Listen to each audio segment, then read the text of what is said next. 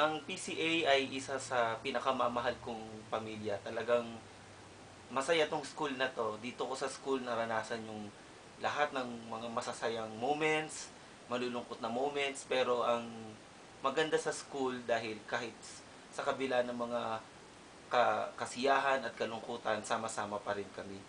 Ngayon na malayo na ako sa school, pero kahit malayo na ako, I always consider myself as member of the PCA family.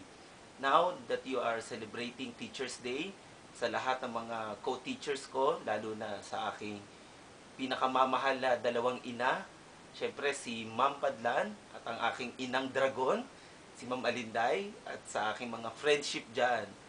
Happy Teachers Day sa inyo at alam ko na masaya kayo ngayon at sana kahit hindi nyo ako kasama ay ipagpatuloy nyo pa rin yung mga kasiyahan na ginagawa natin dyan, yung mga paglilingkod natin na ginagawa sa mga estudyante.